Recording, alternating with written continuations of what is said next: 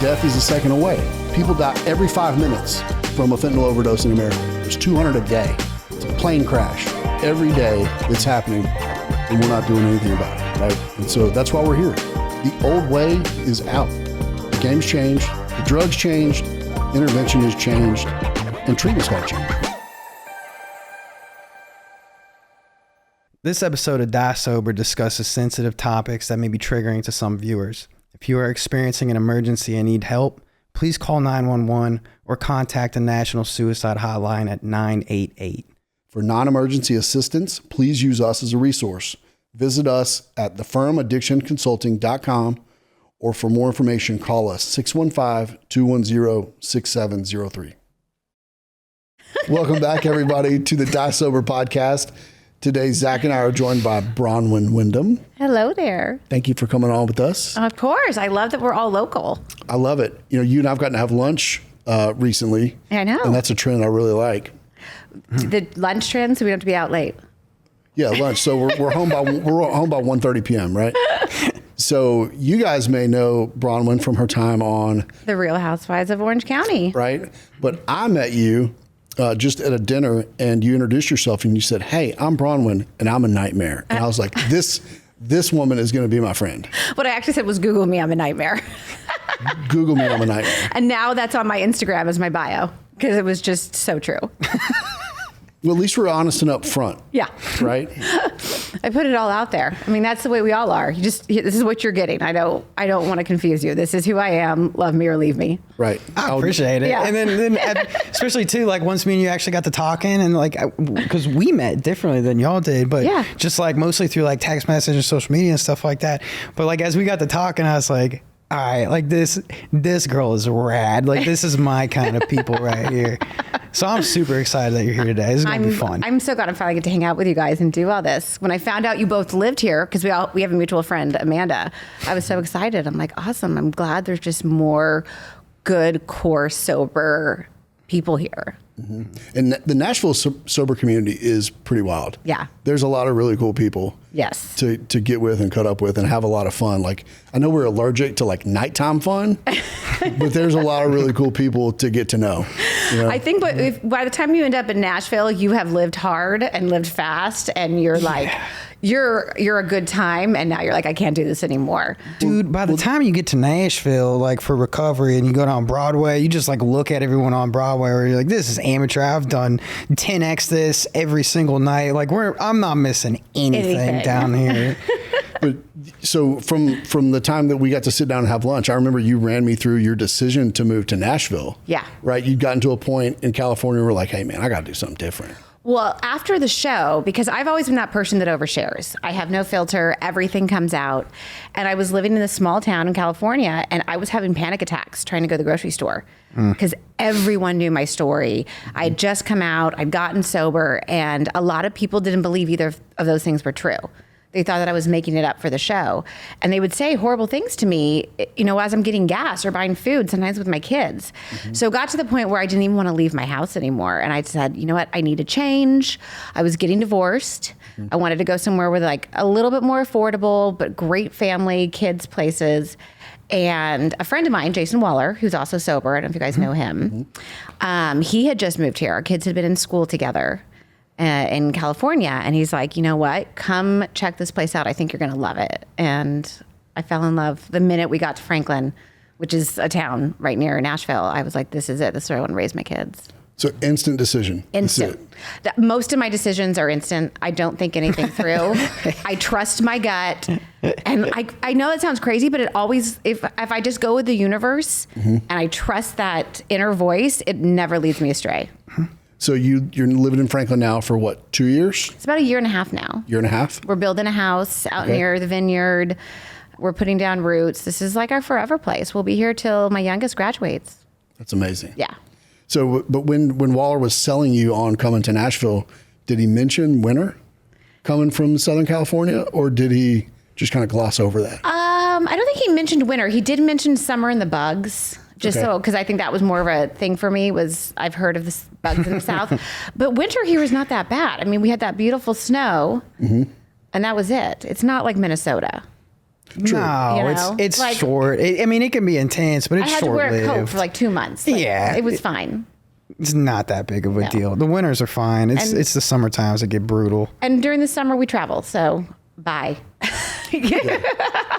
Yeah. So the way my son's camp schedule is, we're not going to really travel much this summer for very long, at least.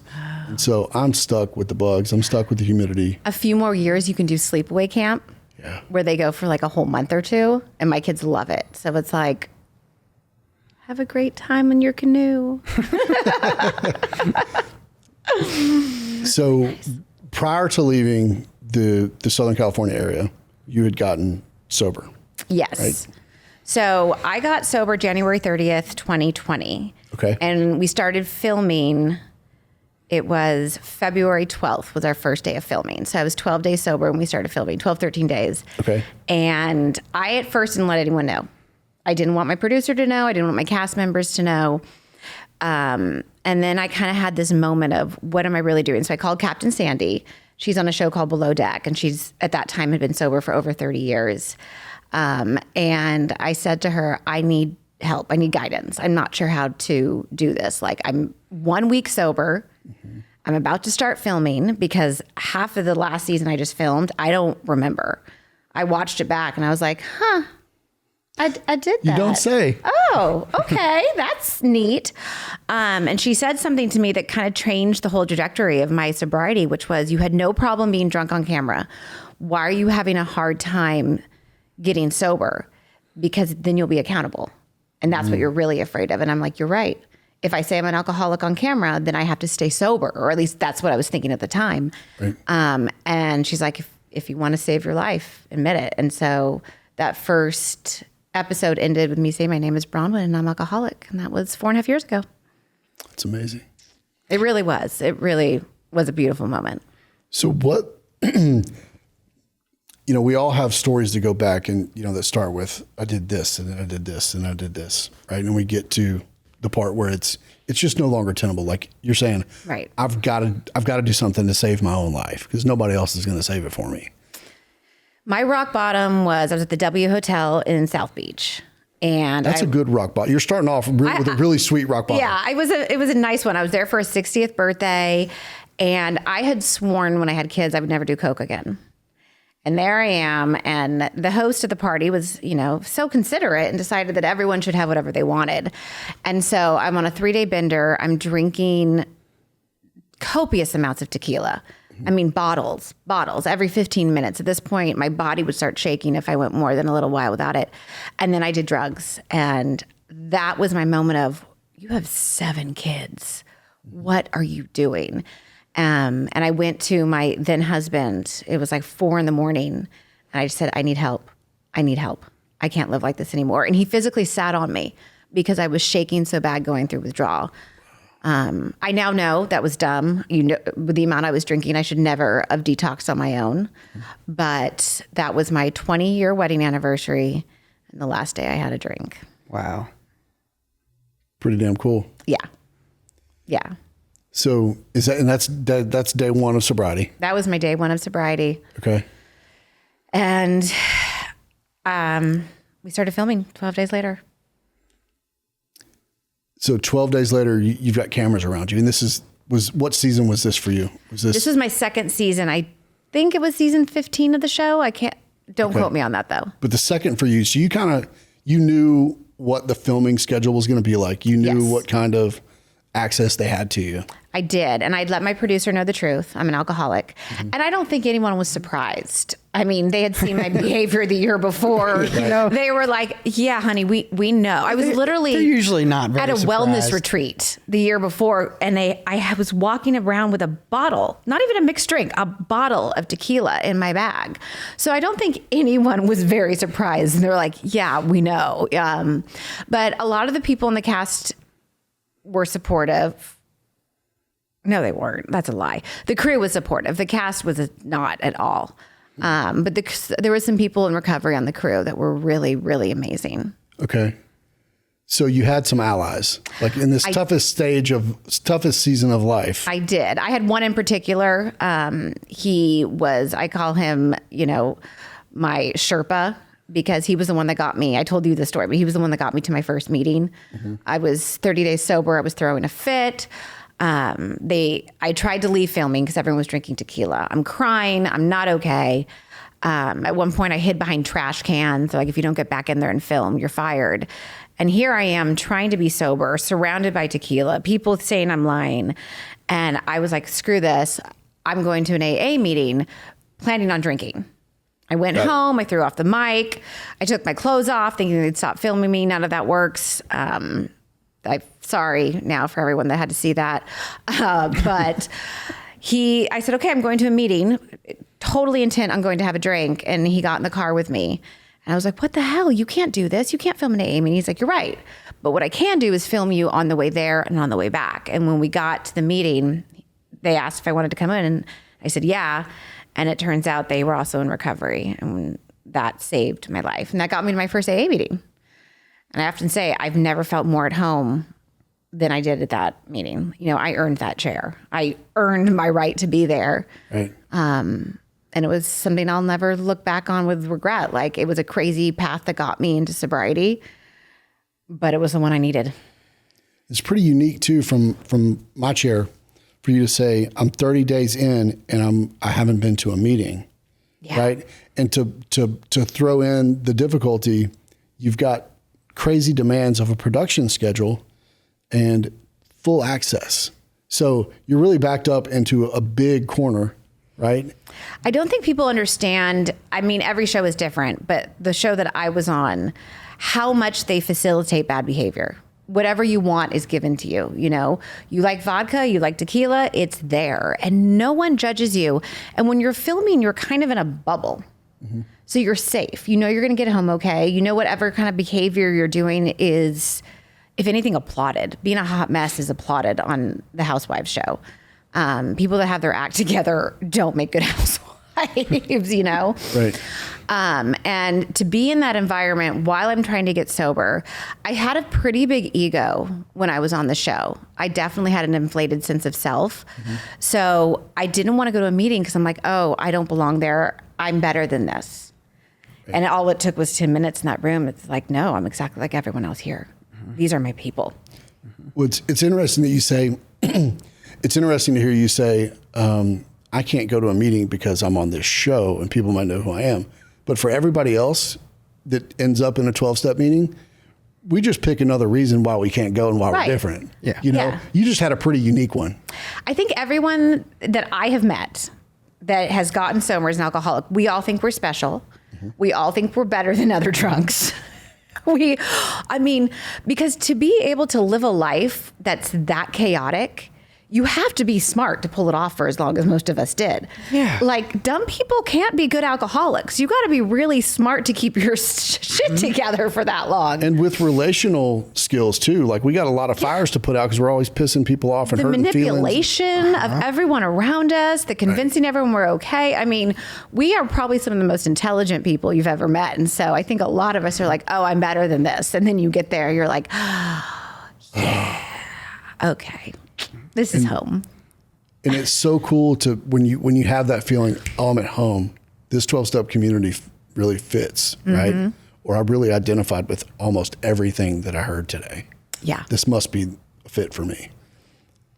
That feeling of belonging, for me at least, and I've heard a lot of people say this, that feeling of belonging, of these are my people, like you're saying, that's what we looked for in every drink, in every bag of blow, every pill. And I think that's really cool that in 10 minutes, you made that switch. You went from, I'm going to go drive somewhere and get a drink to, oh my gosh, this is where I fit. I belong here. Yeah.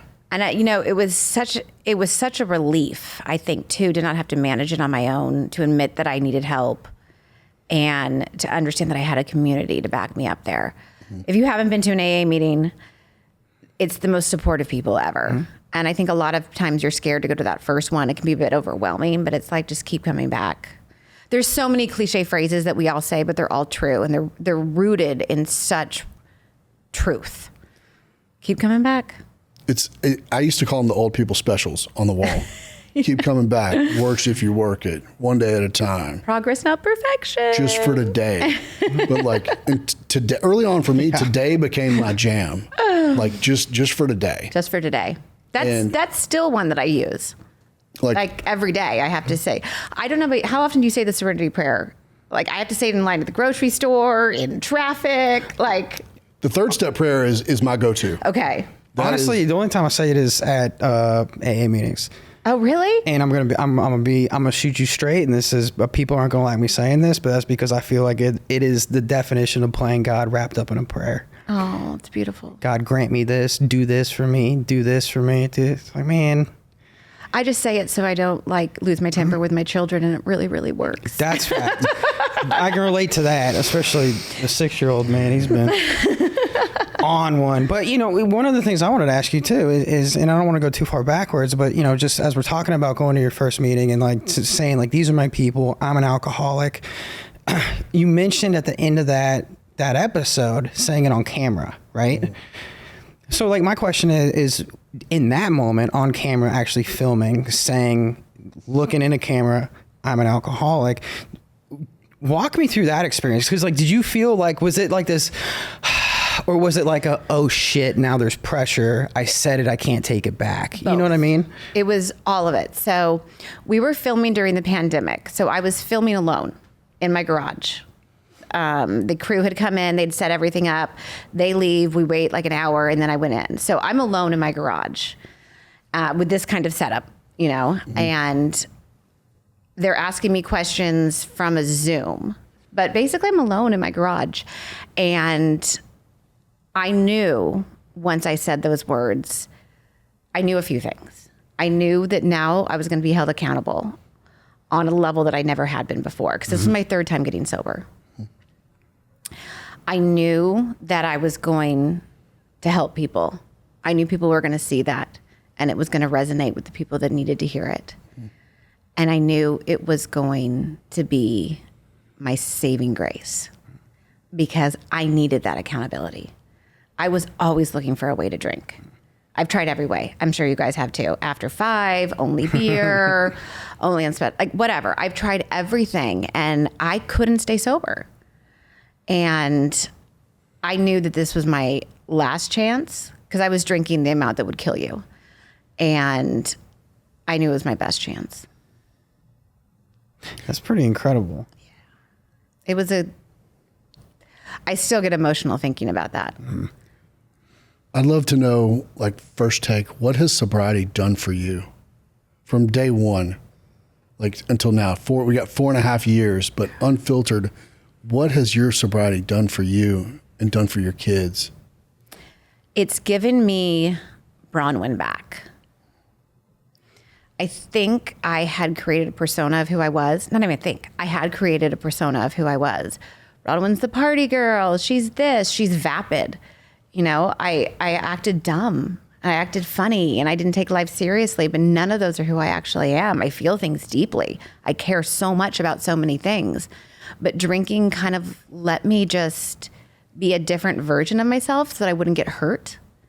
I think I was really afraid of letting people know who I really was, because then if they didn't like me, that would actually hurt. Mm-hmm. So it gave me myself back. As far as being a parent, it's giving me a relationship with my kids that is not always easy, but always honest. And I think leading by example has been the best thing I could do. I make mistakes all the time, but I own up to them. I apologize. Mm-hmm. I put my head down at night on my pillow without guilt. At 5 p.m.? At 5 p.m. I put my head down on my pillow. It's 6:30 on Saturday. Yeah, I mean, I can usually make it till 8 p.m., but no, but I know that like I was the best I could be. I'm never perfect. I'm never going to be perfect, but I can be the best version of myself. And when I fail, I own up to it pretty quickly. Mm-hmm. I think, obviously, I came out after I got sober, which was huge. Living your life hiding that part of myself, because I always knew I was attracted to women. I've always known that. Mm-hmm. But I was so much shame around that. I'm close to 50, so I grew up in a very different age than right now. We didn't talk about these things. There wasn't any representation. Mm-hmm. So being able to come out, being able to fall in love you've met Jen, the love of my life, being able to live my life out and loud. That is huge. I don't recognize me 5 years ago and me today, but I really like myself. Do you attribute being able to come out to your sobriety? 100%. 100%. I never could have taken that leap. I never would have had the strength. If I was still drinking, if I wasn't dead, I would still be married. I would still be secretly, hooking up with girls for a crazy weekend. I just didn't have the strength to believe in myself. When I got divorced, I had to start over. I left with nothing. No alimony, no child support. I literally left my marriage after 28 years with zero. And old Braunwyn that was drinking could not have done that. Whereas now it's like, okay, this is going to be hard, but I can do it. And I love it. I love it. I love depending on myself.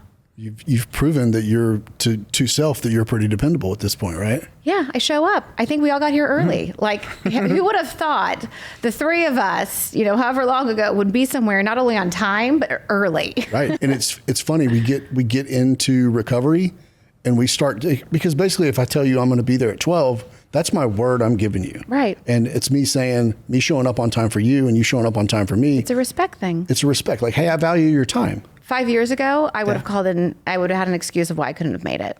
Right. Oh, for sure. If I even called in, I might just have not showed up. Right. And now it's like, oh no, I'll be there and I'll be there early. Mm-hmm. Yeah. Because I respect you and I respect your time. Same. I want to go back one step when you talked about, because living with like a platform, you have a legitimate platform where people, they want to see what you're doing. They want to comment on what you're doing. So you get sober, you come out. How can you, or is it possible to compare living in public like you have for so long to being able to make personal decisions without an audience? Because I think that would in my mind, it would make things tougher, at least early on, because you have so many people watching and commenting. When I first got sober for about a year, I turned my social media over to someone else. And I didn't even have the login. I didn't want to see what people were saying because I didn't want it to seep into my head. And when I came out, same thing. I am smart enough to know when to tune out the noise. Right. I'm always going to live my life open and honestly, but I don't have to hear your opinions on it. So I had someone else doing it for me. I would send them my photos or my videos and whatever I wanted to write, and then they would reply.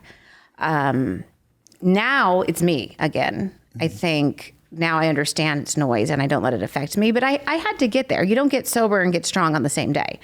For me, it was about 2 years. The first year was for me, was spent feeling everything. I cried a lot.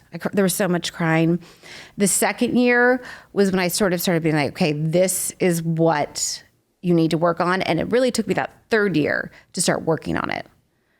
And I think now, as I'm in my fourth, now I can start paying it forward and giving back and not caring like at all what people think of my choices. Because every choice I make is right for me. That's the number one filter, right? Is what I'm doing healthy for me. For me. Mm-hmm. And I do think if you do have a platform and you're getting sober, it's okay to turn off the social media or hand it over to someone else. You don't owe anyone anything except for yourself and your children and your family or whatever. You don't owe that to anyone else. Mm-hmm. And I do think that you need to remember that you only see what we show you. You don't know us. And never think you do. I think when people watch a television show, they think they know you. No, you don't. You know a very produced, edited version of what someone wants to see. Yeah. Don't take that as, gospel. You guys know. We barely. But I can't imagine, I've kind of extrapolated out, what would it have been like for people to follow me around and have cameras in my home, 30 days out from my sobriety date. It was, if you ever watch the season, you'll see I was insane. It was a disaster. I was a disaster. I was emotional. I was crying. I was frenetic. But that's real life. And when I decided to get sober, I wasn't going to make it pretty. You know, I was going to show people what it really was like. And I think it was too much. It was too messy for a lot of people. But that's what getting sober is. It's not pretty for a lot of us. Not very rarely. Yeah. Is it pretty? Yeah. You know, you're left with just this whirlwind of emotion, and it's kind of, you've heard me say it before, and it's probably like a shitty reference, but it's kind of like if you've ever flown down a dirt road with your windows down, and then you come to like a screeching halt. Like everything's fine for a second, and then all that dust just rushes back and whips in the cab of the truck, and you're coughing. It's kind of like that when I get sober. Yeah. Like I'm going 100 miles an hour, and then I just come to this screeching halt, and everything is just flying back in my face, and trying to manage that and navigate that without any idea of what the hell I'm doing to begin with. No.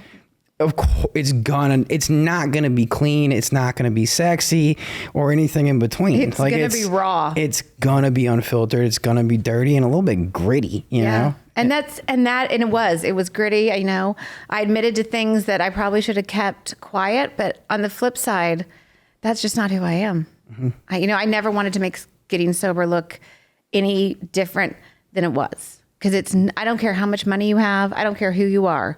Getting sober is hard. It's worth it, and it gets better and better and better. But it's okay that it's hard. The best things in life are hard. Right. If it was easy, everybody would do it. Yeah. And I think it's a true gift for people who are out loud and in public. I think it's a gift to those who struggle in silence. Yeah. To be able to see, oh, wait a minute. Like I drank like him or her. So if they can do it, why can't I? That has been such a beautiful gift, I will say, is the people that come to me that I don't know, complete strangers, will message me on Instagram, and now we're friends, because I'm like, I'm going to help you. I'm going to hold your hand and help you get sober. Anyone that messages me on Instagram, I reply back. I check in. I see how you're doing. If you need help, I find someone that can help you. I mean, people tell me stories that they're like, I can't share this with anyone else. And I keep them to myself. I mean, this to me has been, paying it forward is just such a beautiful gift. And watching people get sober and then blossoming after, that's worth any mean comment anyone's ever said. Right. Yeah. I mean, I'm sure your interactions, just with people that are strangers on social media, out in public, everything else, like, I feel real confident saying that the ones you have now are way more valuable to you than like, hey, I saw you on Real Housewives. Yes. Versus, hey, I heard that what you said on this post on this day and blah, blah, blah, and you helped change my life. And I just want to say thank you. Like the payoff. It's so good. It's so watching cool. people get sober. And even in my real life, I've had people that I didn't know, like one of my kids' friends' mom. I need help with my husband. I had a teacher call me at 2 a.m. I can't stop drinking. Please help me. Okay.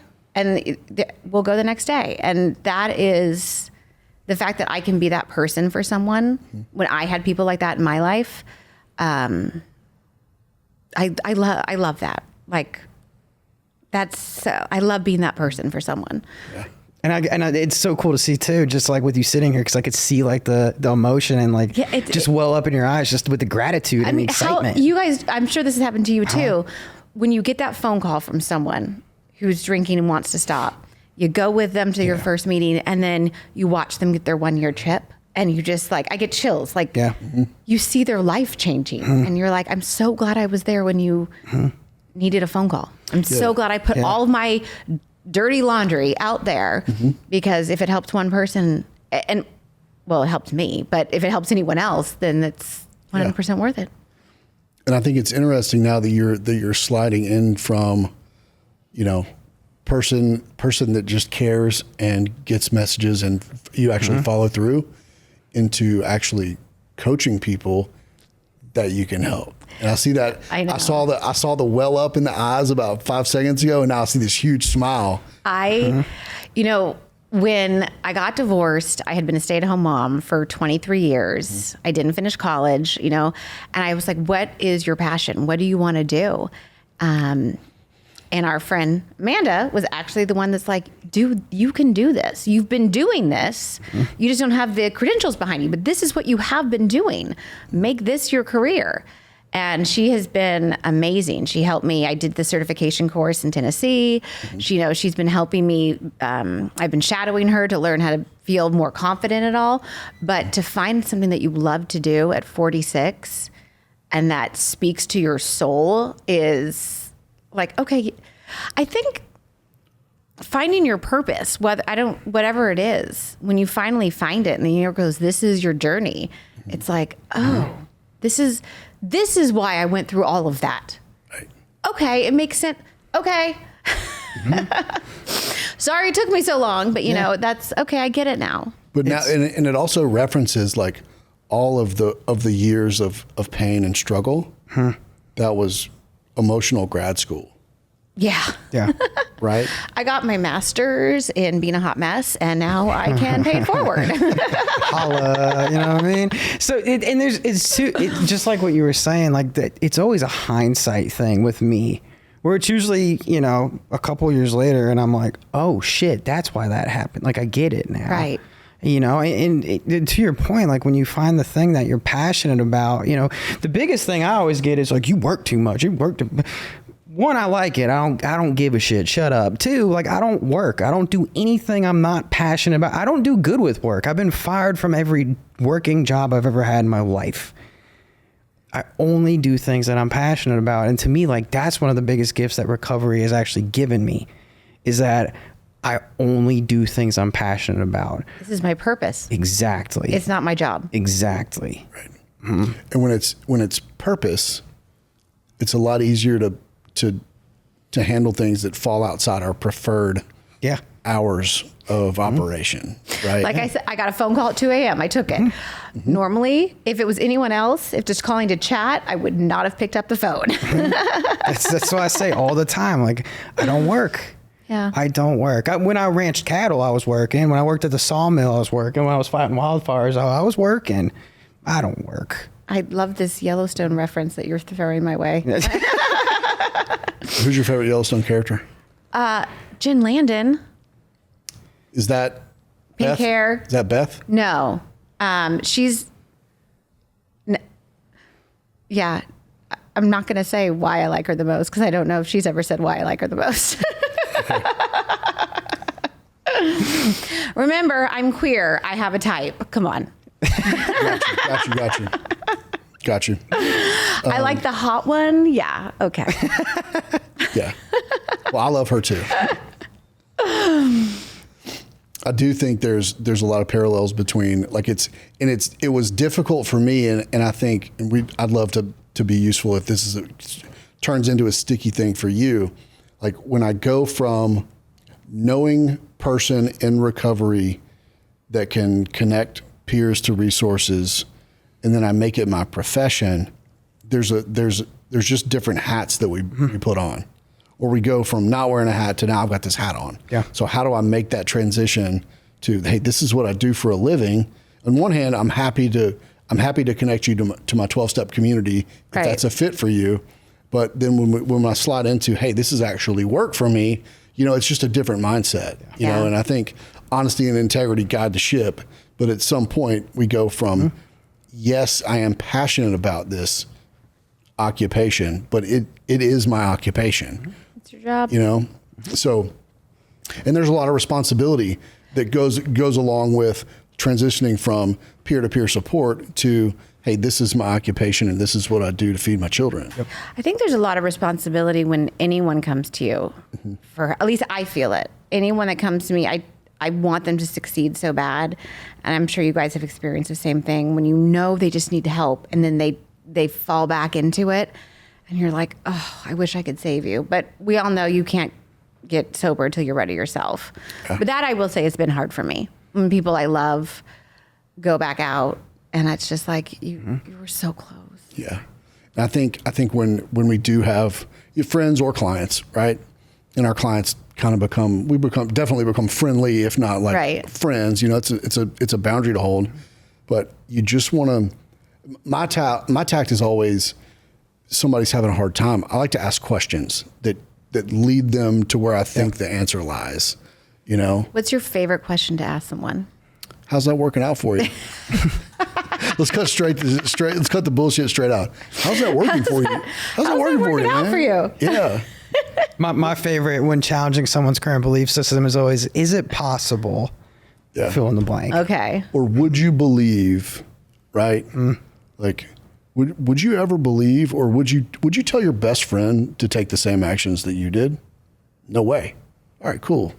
Let's talk about, like, let's frame this up, because a lot of times, like, when you have a client early on, the belief system that they deserve a decent life and a happy existence, that belief isn't there. Yeah. You know, so it's almost like you have to suppose that they give advice to someone they truly love, because they would act completely different. I mean, even I've been sober for 4.5 years, and I have to remind myself that I deserve good things. That I'm, you know, like we were talking about therapy earlier, and sometimes I go in there and they're like, no, you deserve good things. I have to remind myself of that, because no one, I think, starts drinking heavily. I started at 14 because their childhood was going great. Yeah. Our timeline kind of lines up. You know, and so there's definitely a lot of belief systems that we have from the time we're little that we kind of have to keep. I'm sure I'm gonna have to remind myself for the rest of my life that I deserve good things. Yeah. Yeah.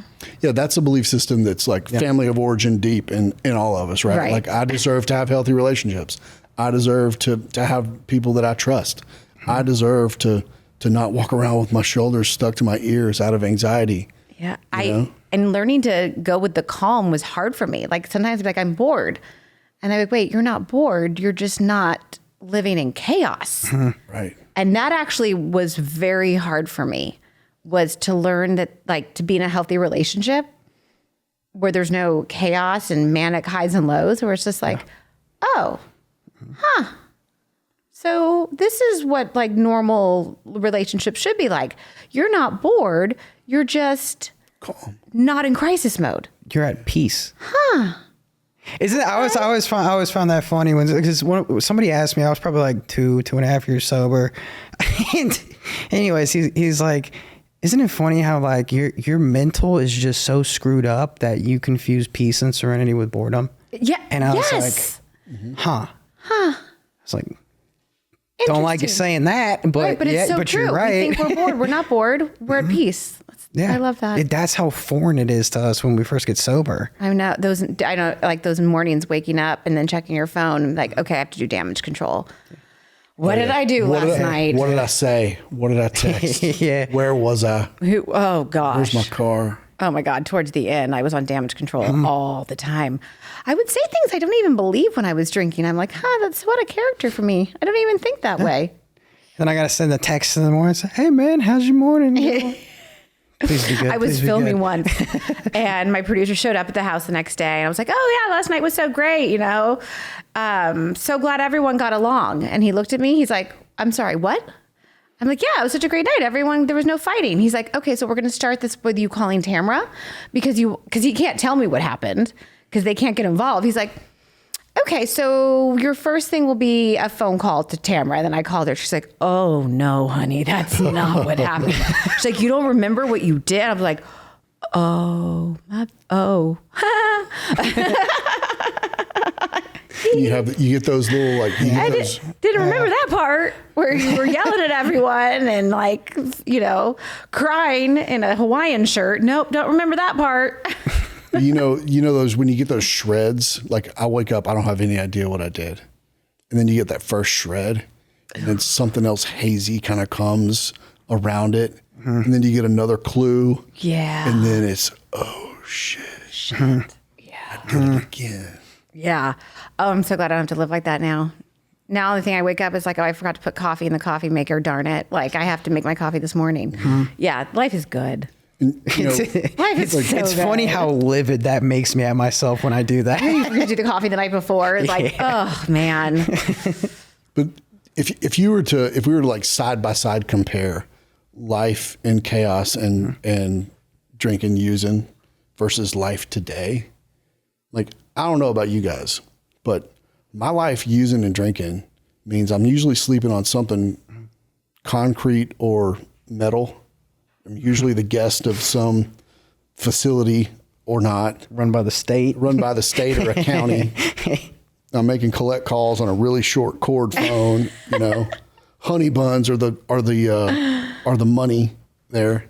I've never been arrested, so I can't relate to that. I was I don't know if I was lucky or unlucky, but I was with an enabler who was also like my babysitter. So I always managed to get back in my own bed. Got it. I like I said, I don't know if that was a good or a bad thing, but I very rarely, and also I'm a woman, so I had to be very aware that I was drinking too much, and I never wanted to go out alone.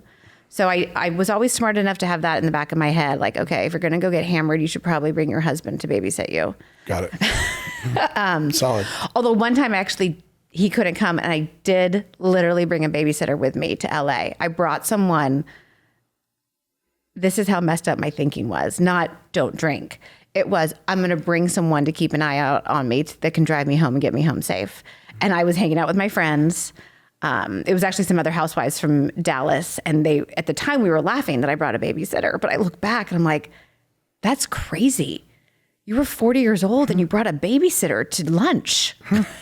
To lunch? To lunch. It wasn't even dinner. It was lunch. And I showed up with a babysitter.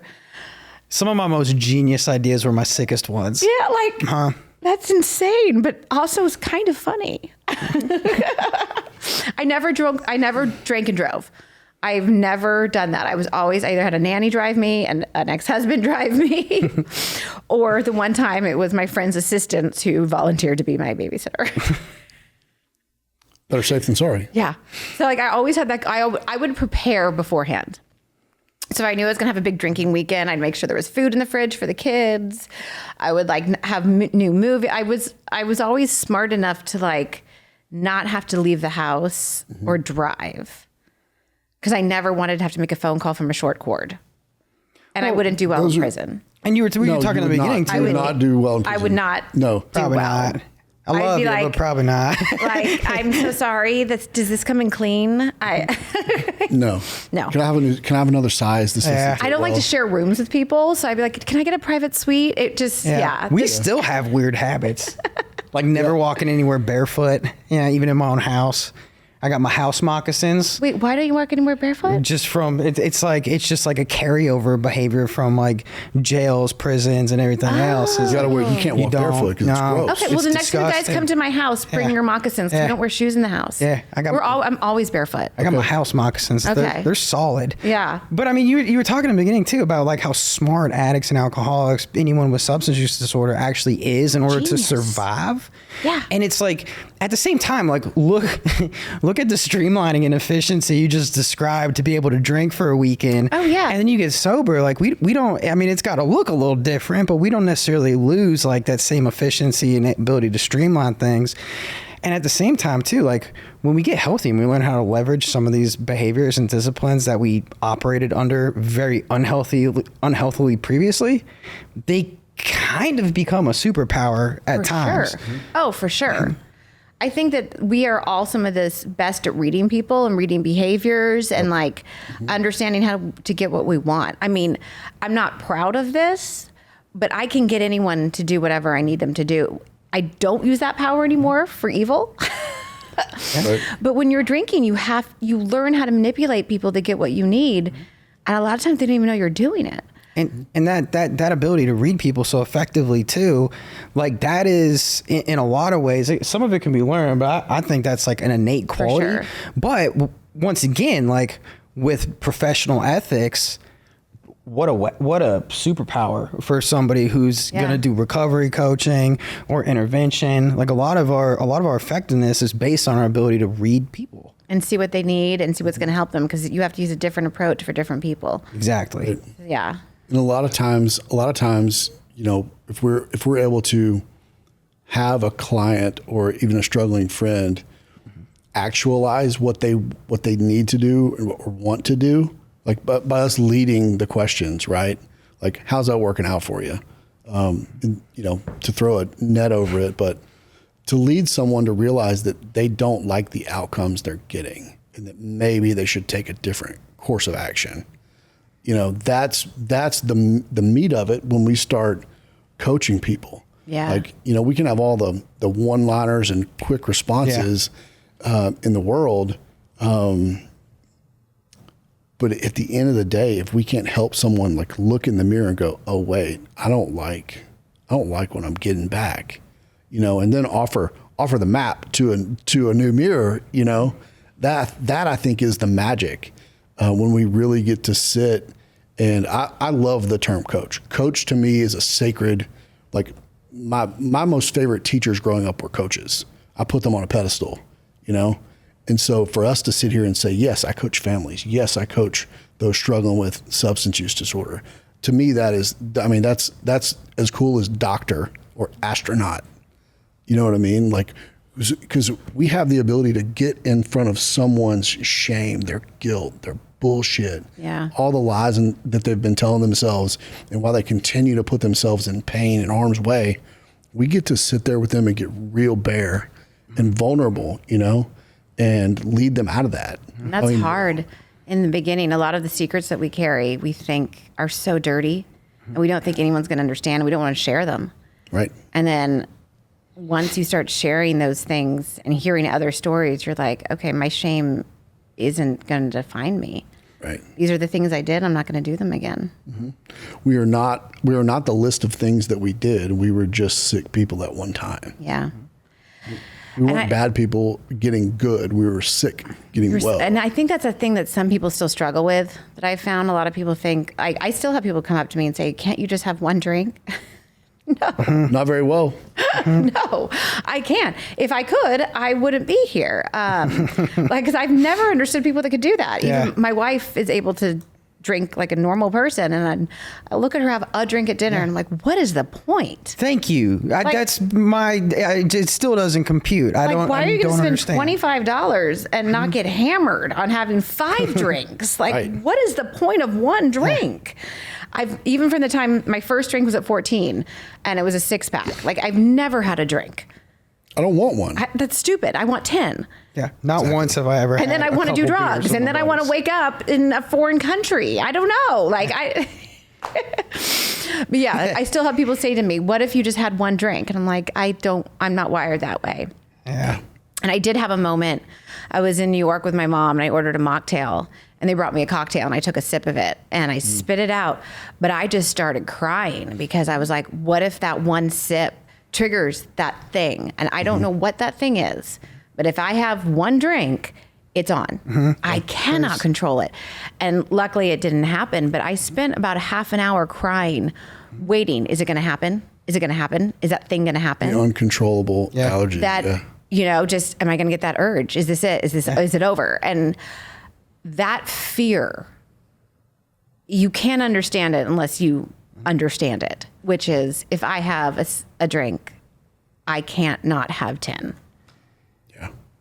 That's happened to me twice in sobriety. It's awful. It's happened to me twice in sobriety. There's this book that I really like, and in it says, we've ceased fighting anything and anyone, including alcohol.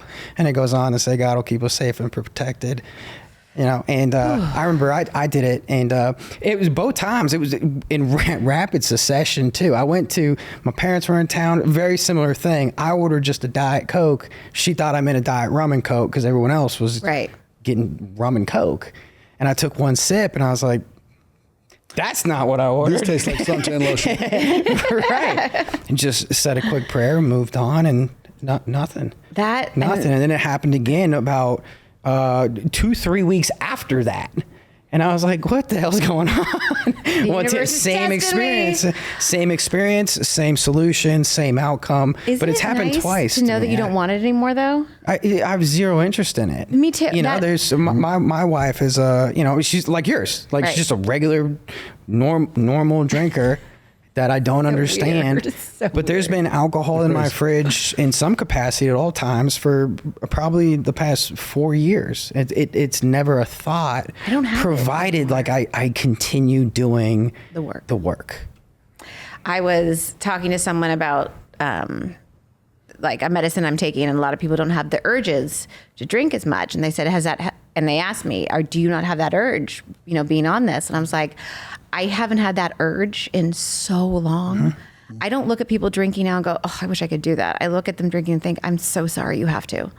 Yeah. Like, I actually feel bad for people that drink. Yeah. Like, I'm so sorry you have to have that 1 or 2 or 3 glasses to feel social and feel okay in your own skin. Right. And I do love too, especially nowadays, like, you know, it's certainly not as much as, you know, sometimes we would hope it would be. But at the same time too, nowadays, a lot of times when I tell somebody like, oh, I just don't drink, like they don't even ask any questions. They're just like, all right, cool. Yeah, it's becoming more common. Because there's so many people who are not, they have no alcohol use disorder. They don't suffer from alcoholism. They just don't drink because they're like, it doesn't add to my life. Yeah, so I think why? People are starting to wake up to the fact that we've been sold a lie. This is poison. Yeah. You're poisoning yourself. And it's a huge marketing scam to make billions of dollars for other people, and you're the guinea pigs. I think people are like, I don't want that. I want to wake up. I want to feel good. I want to be productive, and I want to live life to the fullest. Yeah.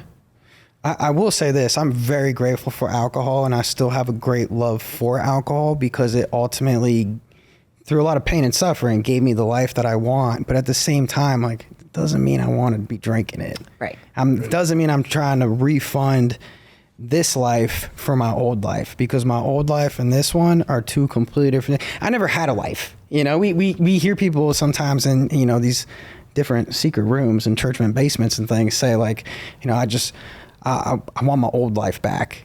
And it's like, I never had one. I don't think, and if I did, it's certainly not the one that I want. Mine was fake. You know, I remember being about 30 and realizing I had everything I always thought I wanted, and I didn't actually want any of it. None of it was real. And that's the difference for me, because on paper I had a pretty good life before, but none of it was real. It was fake. It was all fake. This one's real. It's harder, but it's real. Yeah. Well, it's harder and there's no interruption, right? Like in the fake life, I can see the day and no longer feel after a few drinks or whatever it was I'm using. Right? Yeah. For me, it was copious amounts of booze and blow. Yeah, that was me. Yeah, but a couple hours in, it's all three of us. a couple hours in, I don't feel the weight of my decisions anymore. I got the day to play. I got enough of this. I got enough of that. I'm good, or I'm going to find enough until I am good. Right. Right. Because I'm a pretty determined guy. You know. I could find drugs anywhere. Like I had a gift. Any city, I didn't have to know anyone. I could pretty much find whatever I needed. Yeah, give me 20 minutes in any city. Yeah, dude. Especially now. Things have changed now. You could find drugs anywhere. Give me 20 minutes, and part of that 20 minutes is going to be finding an ATM. I don't carry cash. If I get an ATM, I can find drugs anywhere. Yeah. Because we're all so smart. That goes back to our original comment. We're all geniuses that can and we read know people. how to read people. Yeah. But you said and something. not die in the process. Right. You said something a minute ago about like your drinking weekends. You'd have to stock the fridge. You'd have to get movies. You'd have to do this. Yeah.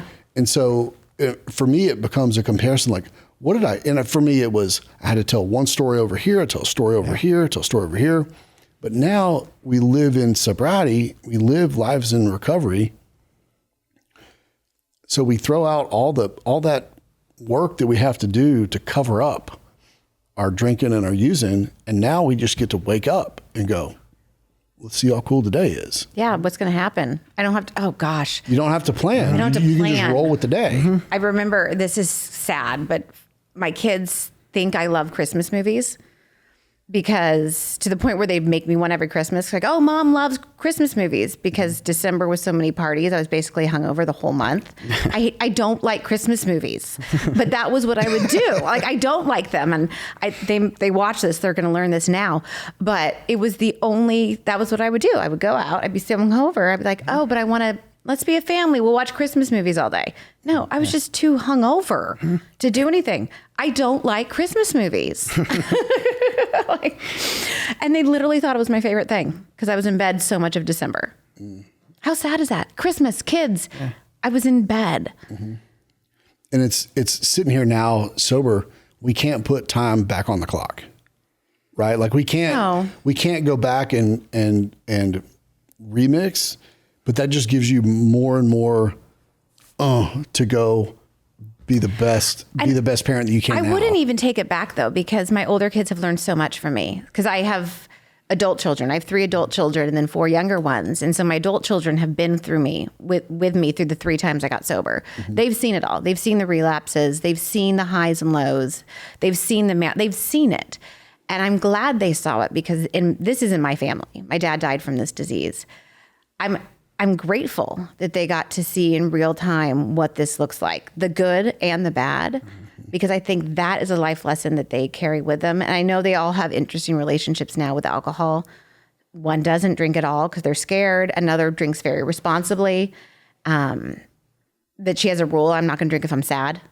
Like I'll go out and have a couple of drinks with my friends, but if I'm sad, I'm not going. And so I'm glad in so many ways that I got to be an alcoholic, that I get to be an alcoholic because my kids, and I'm so open about it because my kids are going to know if they do have an issue that it's not the end of the world. Right. Look at how happy mom is now. And like the question I would ask any parent, that's struggling with substance abuse is, would you do anything for your kids? Right. And everybody says, well, of course I would do anything for my kids, and like a lot of times what we see is the parent gets to struggle so the child doesn't have to. Yeah. And I think what you're doing with making it an open door and living out loud, what a gift you're giving your kids. I grew up in a house where we never talked about it. My dad died from alcoholism. My aunt was in and out of recovery, and her, when she was out, it was ugly. We still to this day don't talk about it. No one in my family ever talked about it until I came along. It was like, I'm going to blow the door off of this. I'm not going to keep this a family secret anymore. This is our family. We are, this runs in our family. This killed my dad. And that is such a great gift for my kids. They know there's AA meetings if they want to go. They know exactly how to get there. They've been to them. When they were little, I didn't have a babysitter. They had to come along with me. They know there's great people there. They know that there's fun to be had after. They know, and that is the best gift I could have given them. Yeah. I think you're going to be a gift to a lot of people as you get officially into the helping profession. Yeah, agree. And continue taking clients and watching them grow. Thank you guys. That means a lot coming from you guys because I have been watching your podcast and looking up to you guys for so long. So thank you. Thank you. And we're here to be resources to you in any way. And, I'm sure it won't be too long. We're learning stuff from you. So, well, thank you. So I want to thank you for real for making time for us. Always. And just knowing you for a little while, I knew that I didn't have to even check schedules. I knew you were going to be here. Yeah. And we have to hound people, you know what I mean? But I knew Braunwyn was going to be here. So. I was going to, once we set that date, I was like, I will be there come hell or high water. I will be there. 5 minutes early. Yeah. Five minutes early too. So for people looking to connect with you, how can they do that? The best way to get a hold of me is on my Instagram, Braunwyn Windham. Okay. If you DM me, if you need help with anything, sobriety, queer things, that is my heart. I will always reach out, and it's me. It's always me. Okay. Otherwise, just see me around town, say hi. I can't do the TikTok. I can't do it. I give up. I just can't do the TikTok. Yeah, I'm pretty resistant too. So Instagram, Braunwyn Windham. Yep, I'm always there, and I will. If you reach out, I will always get back to you. Awesome. Thank you very much. Thank you guys for having me. Thank you. Thanks for coming. That's all today from the Die Sober podcast. We are out. Intervention has changed, and treatment's got to change.